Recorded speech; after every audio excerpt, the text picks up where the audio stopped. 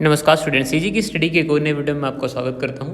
देखिए, आज का जो वीडियो है आगामी एग्ज़ाम स्पेशली जो 6 तारीख को होने वाला है डाटा एंट्री ऑपरेटर और जो ऑडिटर की जो पोस्ट है उससे संबंधित होने वाला है। ये जीएस से संबंधित प्रश्न है। स्पेशली संविधान के बहुत सारे इंपॉर्टेंट प्रश्न इसमें इंक्लूड किए गए हैं जो कि आगामी एग्जाम में पूछे जाएंगे। तो बढ़ते हैं हमारे पहले प्रश्न की ओर।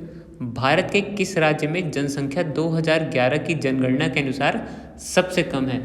तो यहाँ पर ये पूछा है कि 2011 के अनुसार जो सबसे कम जनसंख्या है वो कौन से राज्य में रही है। तो याद रखिए यहाँ पर ऑप्शन नंबर बी यहाँ पर करेक्ट आएगा, सिक्किम। याद रखिए सिक्किम में सबसे कम जनसंख्या थी।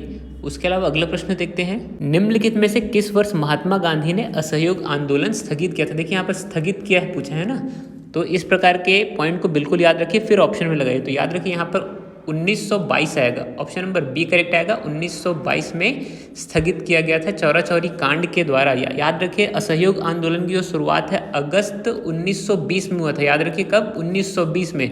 तो ये 2 वर्ष कंटिन्यू चला। उसके बाद जो चौरा चौरी कांड हुआ था, याद रखिए 5 फरवरी 1922 में जो चौरा चौरी कांड हुआ था, उससे जो है महात्मा गांधी असंतुष्ट होकर के जो असहयोग आंदोलन है उसको स्थगित कर दिए थे। याद रखिए चौरा चौरी जो कांड है गोरखपुर से संबंधित है, इसलिए बोल रहा हूँ क्योंकि यूपी में वर्तमान में चुनाव होने वाले हैं।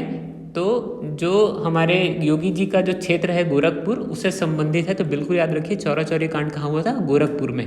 इसी क्रम में अगला प्रश्न देखते हैं, संविधान के में कितने भाग हैं? पूछा संविधान में कितने भाग है। तो याद रखिए संविधान में टोटल 22 भाग हैं।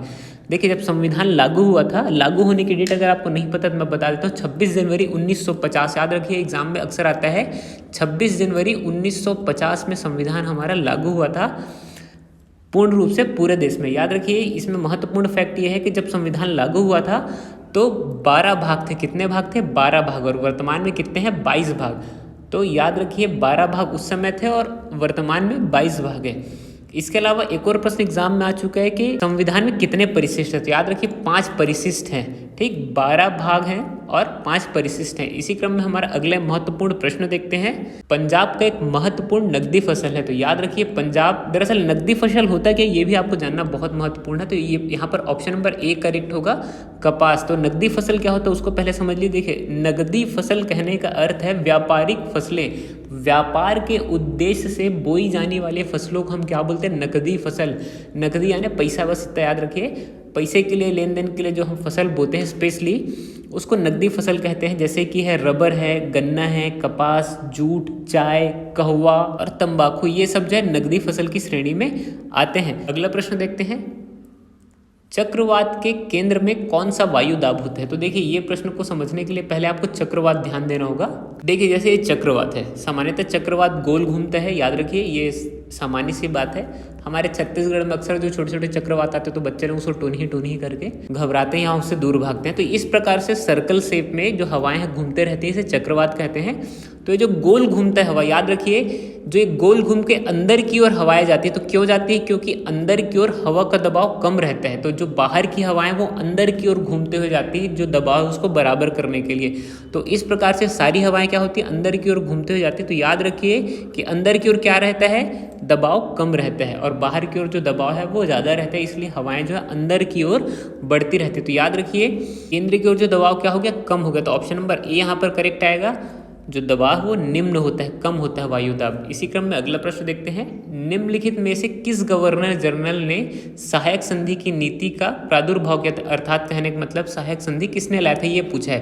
तो याद रखिए यहाँ पर आपका जो ऑप्शन है Lord Wellesley, option number C यहाँ पर करेक्ट होगा। वेलेजली ने 1798 में 1798 में सहायक संधि जो है लागू की थी। दरअसल सहायक संधि जो है जितने भी शासक उनको कंट्रोल करने के लिए लाया गया था। इसमें एक महत्वपूर्ण चीज आपको याद रखने की जरूरत है कि सहायक संधि सबसे पहले हैदराबाद के निजाम ने कबूल की थी। याद रखिए जैसे ही सहायक संधि लाई गई तो हैदराबाद जो रियासत है उसने सबसे पहले सहायक संधि को कबूल किया। अगला प्रश्न इसी क्रम में देखते हैं, 1556 ईस्वी में पानीपत का द्वितीय युद्ध निम्नलिखित में से किसके बीच लड़ा गया? देखिए ये तो क्लियर हो गया आपको कि पानीपत का जो द्वितीय युद्ध था वो कब? 1556 में हुआ था। ये तो क्लियर हो गया। इसके अलावा एक और चीज बता देता हूँ, 1526 में प्रथम पानीपत का युद्ध हुआ था। ये आप मेरे को कमेंट सेक्शन में बताइए कि पानीपत का प्रथम युद्ध जो 1526 में हुआ था वो किनके बीच लड़ा गया। इसको आप कमेंट सेक्शन में बताइए जब तक मैं इस प्रश्न का उत्तर आपको देता हूँ। देखिए ये जो है इसका ऑप्शन नंबर बी एकदम करेक्ट आएगा। अकबर और हेमू के बीच में हुआ था। अकबर और आदिल शाह अगर ऑप्शन में रहेगा तो वो भी करेक्ट हो, क्योंकि हेमू का दूसरा नाम क्या है? आदिल शाह। याद रखिए, आदिल शाह। तो ये युद्ध उनके बीच हुआ था।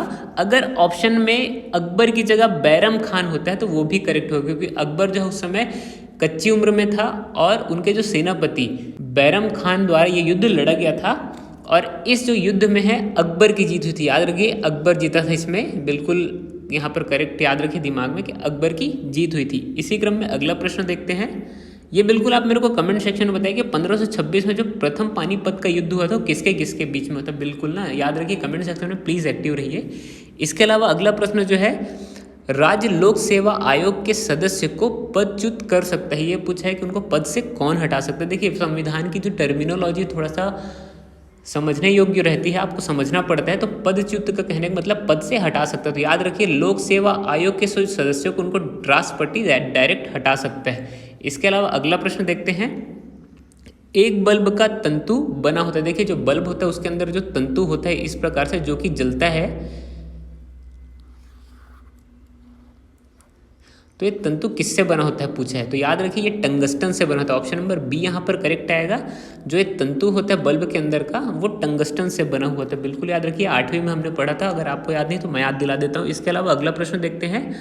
मनुष्य की आँख में किस वस्तु की तस्वीर कहाँ, किसी वस्तु की तस्वीर कहाँ बनती है। तो याद रखिए जो आँख में तस्वीर बनती है वो रेटिना में बनती है। ऑप्शन नंबर डी यहाँ पर करेक्ट आएगा।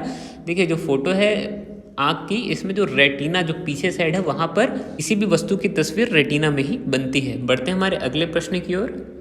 देखिए ये प्रश्न बहुत ही महत्वपूर्ण है क्योंकि वर्तमान में बजट आया हुआ है, तो ये करंट अफेयर से संबंधित भी हो जाता है। तो विनियोग विधेयक के विषय में सही क्या है, ये प्रश्न बोला है। तो आपको सबसे पहले विनियोग विधेयक को जानना होगा। तो विनियोग विधेयक जो है, विनियोग विधेयक को इसलिए लाया जाता है कि जो भारत की संचित निधि होती है, जिसे कंसोलिडेटेड फंड बोलते हैं, उससे जब सरकार को पैसे निकालना होता है तो विनियोग विधेयक लाया जाता है।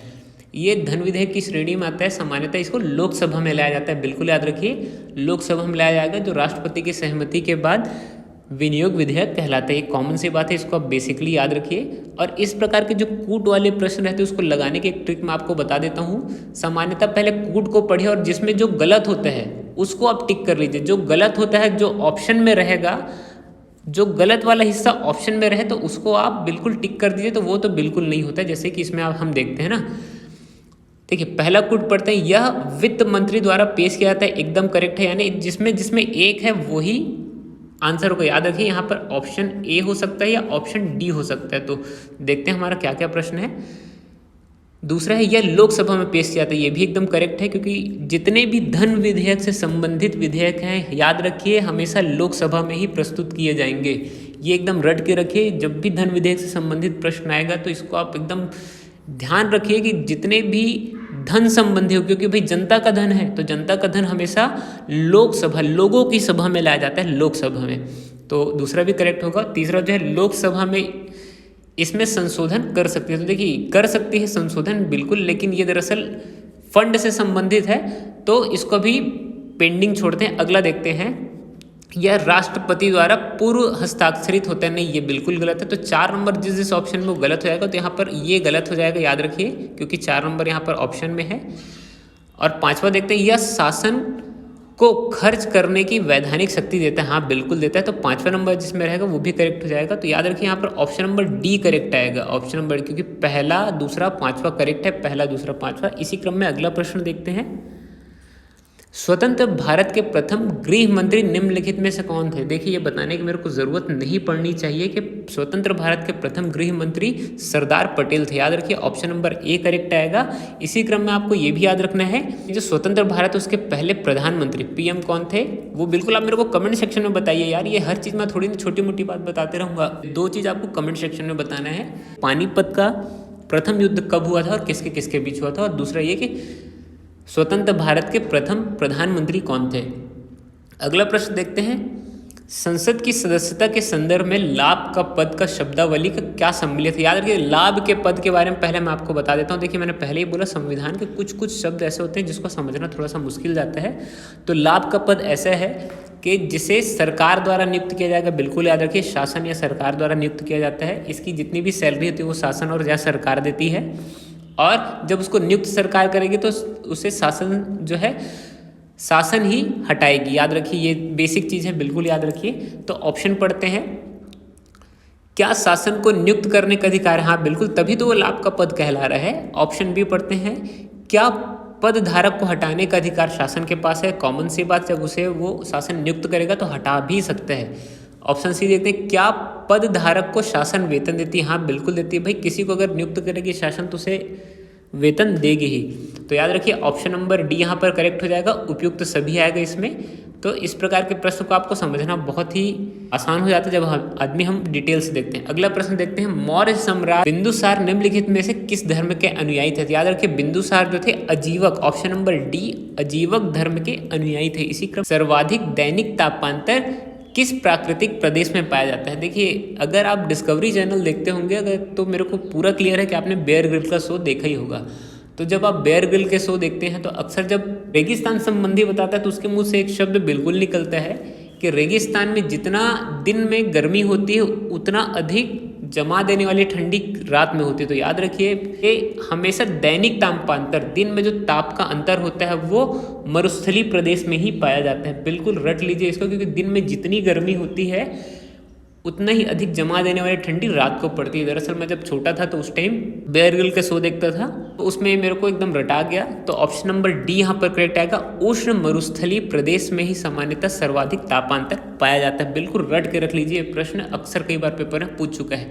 बढ़ते हैं हमारे अगले प्रश्न की ओर, अग्निशामक यंत्र में कौन सी गैस का उपयोग होता है? तो याद रखिए CO2 गैस, कभी कभी CO2 भी लिखा रहता है जिसको कार्बन डाइऑक्साइड बोलते हैं। CO2 गैस का उपयोग होता है। सामान्यतः जो CO2 गैस है वो आग के संपर्क में आते ही आग को बुझा देती है। याद रखिए कि CO2 की उपस्थिति में आग नहीं जलाई जा सकती, तो इसलिए ऑप्शन नंबर सी यहाँ पर करेक्ट होगा, कार्बन डाइऑक्साइड। अगला प्रश्न देखते हैं, लू किस प्रकार की पवन के उदाहरण है? याद रखिए जो लू है वो स्थानीय पवन का उदाहरण है। देखिए जो ठंड में जो शीतलहर चलती है और जो गर्मी में लू चलती है ये स्थानीय पवन के उदाहरण है, क्योंकि इस प्रकार के पवनों को हम बोलते हैं स्थानीय पवन। ऑप्शन नंबर ए यहाँ पर करेक्ट आएगा। कुछ बेसिक चीज आपको बता देता हूँ, पवन 3 प्रकार की होती है, प्रचलित पवन, दूसरी मौसमी पवन, तीसरी स्थानीय पवन। तो देखिए जो प्रचलित पवन है वो सामान्यतः आपने 3 पवन का नाम सुना होगा, व्यापारिक पवने, पछुआ पवने, ध्रुवी पवने। तो ये जो है प्रचलित पवन की श्रेणी में आती है।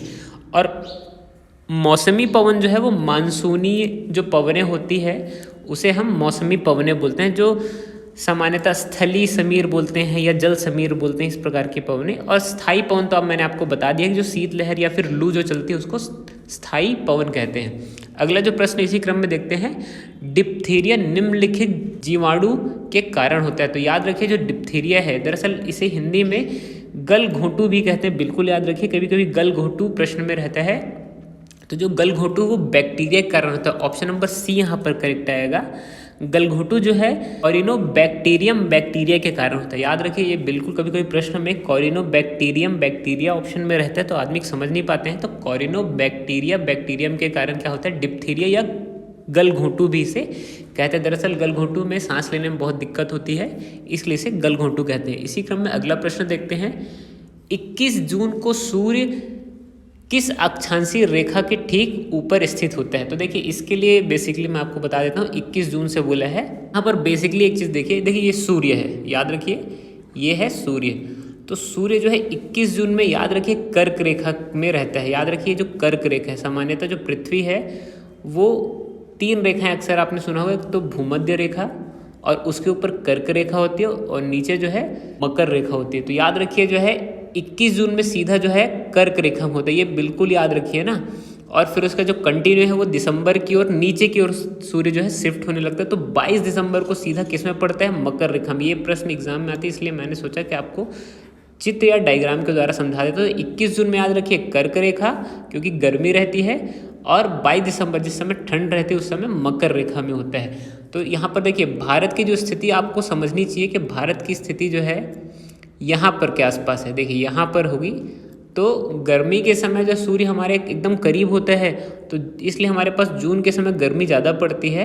तो यहाँ पर आप बेसिकली आप समझ सकते हैं कि जब 21 जून गर्मी के समय कर्क रेखा के पास सूर्य होता है, इसलिए भारत में बहुत ज़्यादा गर्मी पड़ती है। जब सूर्य जो है भारत से दूर जाते जाते दिसंबर के समय तो मकर रेखा के पास सूर्य पहुँच जाता है, इसलिए हमारे जो भारत में ठंड पड़ती है। ये बेसिक चीज़ है जो मैं आपको बता रहा हूँ। इसी क्रम में हमारा अगला प्रश्न देखते हैं। यहाँ पर आपका जो कर्क रेखा ऑप्शन नंबर बी, दरअसल ये ऊपर नीचे हो गया तो ऑप्शन नंबर बी यहाँ पर करेक्ट आएगा। इसी क्रम में हमारा अगला प्रश्न बढ़ते हैं।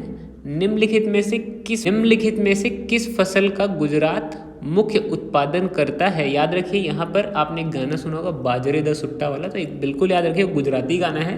तो जो बाजरा है ऑप्शन नंबर सी, तो ये गुजरात का जो मुख्य फसल है वो बाजरे से संबंधित है, बिल्कुल इसको रट के रखिए। इसी क्रम में अगला प्रश्न देखते हैं।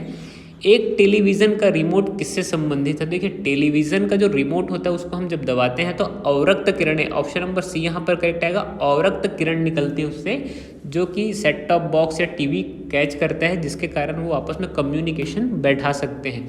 इसी क्रम में हमारा अगला प्रश्न देखते हैं। वित्त विधेयक के विषय में सही क्या है? देखिए मैंने पहले ही बोला था कि करंट अफेयर संबंधी प्रोसेस में आएगा, तो वित्त विधेयक इसलिए इम्पॉर्टेंट हो गया क्योंकि एक अभी जस्ट कल की बात है, 1 तारीख को श्रीमती निर्मला सीतारमण जी द्वारा संसद भवन में क्या पेश किया गया है? वित्त विधेयक। तो देखिए वित्त विधेयक संबंधी आपको बता देता हूँ कि वित्त विधेयक जो है हमेशा लोकसभा में लाया जाता है क्योंकि वो वित्त से संबंधित है। तो देखिए कूट आधारित प्रश्न को मैं बेसिकली हल करने का तरीका ये बताता हूँ, जो चीज़ गलत है उसको हमेशा पॉइंट करके रखिए और ऑप्शन में उसको हटाते जाइए। जैसे कि यहाँ पर हम देखते हैं, यह राष्ट्रपति के द्वारा पूर्व हस्ताक्षरित होता है, तो ये एकदम करेक्ट है। याद रखिए कि राष्ट्रपति के पूर्व हस्ताक्षर के बिना वो वित्त विधेयक संसद भवन में प्रस्तुत नहीं किया जाता। ऑप्शन बी देखते हैं, दूसरा देखते हैं, यह राज्यसभा में पुनर्स्थापित किया जा सकता है। तो देखिए ये एकदम गलत है ना, मैंने पहले ही बताया कि लोकसभा में बुलाया जाता है। कहाँ? लोकसभा में। तो दो जहाँ पर है उसको सबको काट दीजिए। तो देखिए 2 पहले नंबर में, तो ये तो गलत हो गया। यहाँ पर भी 2 है तो ये भी गलत हो गया, ठीक। यहाँ पर भी 2 है तो ये भी गलत हो गया। याद रखिए इस टाइप का जो आंसर है उसको आपको इसी तरीके से बनाना है। इस तरीके से अगर आप बना लेंगे तो संविधान के लगभग सारे प्रश्न आपसे सॉल्व हो जाएंगे। इस प्रकार का जो ट्रिक होता है वो कई लोग नहीं बता पाए होंगे, लेकिन मैं बता दूं। देखिए अब यहाँ पे 3 चीज़ तो गलत हो गया, तो सिर्फ एक ही ऑप्शन बच जाता है, ऑप्शन नंबर सी यहाँ पर करेक्ट हो जाता है।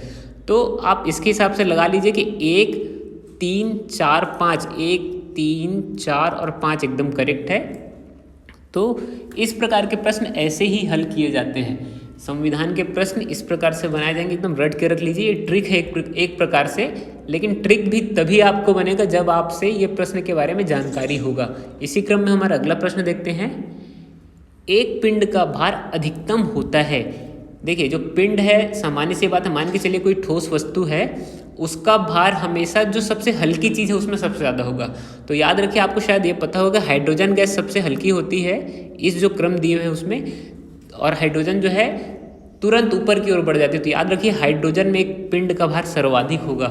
ये ट्रिक है। देखिए ट्रिक हमेशा, मैंने पहले ही बोला, तभी काम आती जब आपको उसके बारे में जानकारी हो। तो ट्रिक को भी याद रखने के लिए आपको जानकारी उसके बारे में होनी ही चाहिए। देखिए इसी क्रम में हम छत्तीसगढ़ के भी कुछ महत्वपूर्ण प्रश्न देखने वाले हैं, जिसमें से इस राज्य में कहाँ पर स्थित किले को गज किला कहा जाता है। तो याद रखिए ऑप्शन डी यहाँ पर करेक्ट आएगा। ये जो किला यहाँ पर मैं गया हूँ, इसकी कुछ फोटोज है जिसको आप देख लीजिए। रतनपुर में स्थित जो किला है उसे हम गज किला कहते हैं। अगला जो प्रश्न उसको देखते हैं। इस राज्य में निम्नलिखित में से किस स्थान पर लौह अयस्क के सर्वाधिक विस्तृत भंडार है? तो याद रखिए ऑप्शन सी यहाँ पर करेक्ट आएगा, बैलाडीला। याद रखिए इस सब में लोहे के जरूर भंडार हैं, लेकिन सर्वाधिक बैलाडीला में है। इसी क्रम में अगला प्रश्न देखते हैं। बस्तर दशहरा में जोगी बिठाई किसे कहा जाता है? तो याद रखिए मंदिर में कलश स्थापना से संबंधित ऑप्शन नंबर डी यहाँ पर करेक्ट आएगा, उसे हम जोगी बैठाई कहते हैं। इससे संबंधित मैंने पिछली वीडियो में बहुत डिटेल से बताया है, क्योंकि इससे जो बस्तर के दशहरा है उसमें अक्सर उससे संबंधित प्रश्न एग्जाम में आते ही रहते हैं। इस क्रम में अगला प्रश्न देखते हैं। कलचुरी शासन की समाप्ति के पश्चात इस राज्य में प्रथम मराठा शासक निम्नलिखित में से कौन थे? तो यहाँ पर ऑप्शन नंबर सी एकदम करेक्ट आएगा, बिंबाजी भोसले। दरअसल वही जो है बिंबाजी भोसले, वो डायरेक्ट यहाँ पे मराठा शासक प्रथम थे।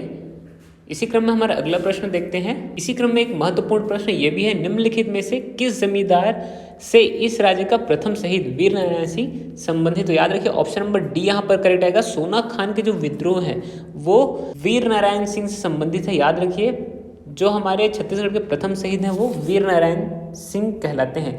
इसके अलावा दरअसल जो विद्रोह था 1856-57 के आसपास के पूरे विद्रोह हैं, जिसमें से संबलपुर का विद्रोह, सारंगगढ़ का विद्रोह है, उदयपुर का विद्रोह है, ये सारे विद्रोह आपस में आते ही हैं। जैसे कि सुरेंद्र साय का विद्रोह है, इससे संबंधित प्रश्न अक्सर एग्जाम में बनते ही है। कल्याण साय का विद्रोह, हनुमान सिंह का विद्रोह, क्योंकि ये बहुत महत्वपूर्ण जो एरिया हो जाता है विद्रोह से संबंधित। इसी क्रम में एक महत्वपूर्ण प्रश्न ये भी है, इस राज्य के पठार की प्रमुख नदी निम्नलिखित में से कौन से? बस्तर पठार का पूछा तो याद रखिए इंद्रावती नदी। ऑप्शन नंबर ए यहाँ पर करेक्ट आएगा, इंद्रावती नदी। आपने मैप देखा होगा तो मध्य जो छत्तीसगढ़ है उसमें आप याद रखिए महानदी, और जो दक्षिण का एरिया जहाँ पे बस्तर संभाग अपना पड़ता है तो वहाँ पे इंद्रावती नदी को जो मेन नदी कहा जा सकता है। इसी क्रम में हमारा अगला महत्वपूर्ण प्रश्न है, इस राज्य में मार्च 1922 के रायपुर जिला राजनीतिक सम्मेलन के समय गिरफ्तार हुए नेता में से एक थे। तो याद रखिए यहाँ पर बहुत ही महत्वपूर्ण ये प्रश्न है, ये एग्जाम में कई बार पूछा जा चुका है। तो ऑप्शन नंबर सी करेक्ट आएगा, पंडित रविशंकर शुक्ल। दरअसल जो 1922 में जो सम्मेलन हुआ था उसमें अंग्रेजों द्वारा गिरफ्तार जो हुए थे पंडित रविशंकर शुक्ल हुए थे। इसी क्रम में अगला प्रश्न है, इस राज्य में निम्नलिखित में से किस नदी पर पंडित रविशंकर सागर परियोजना स्थित है? देखिए अब यहाँ पे कंफ्यूजनेबल हो गया, जो गंगरेल बांध है उसे ही हम क्या बोलते हैं? पंडित रविशंकर सागर परियोजना। तो याद रखिए ये कौन सी नदी में है? महानदी में। ऑप्शन नंबर ए यहाँ पर करेक्ट आएगा, महानदी। ये बहुत ही घुमावदार वाला प्रश्न, कई जो सेक्शन है वहाँ पर घुमा दिया जाता है, लेकिन आप घबराइए मत, अपना ऑप्शन देख के अपना थोड़ा सा दिमाग लगाइए, जहाँ पे वो आप आसानी से बन जाएगा। अगला जो प्रश्न है, इस राज्य के किस जनजाति का त्यौहार सरहुल है?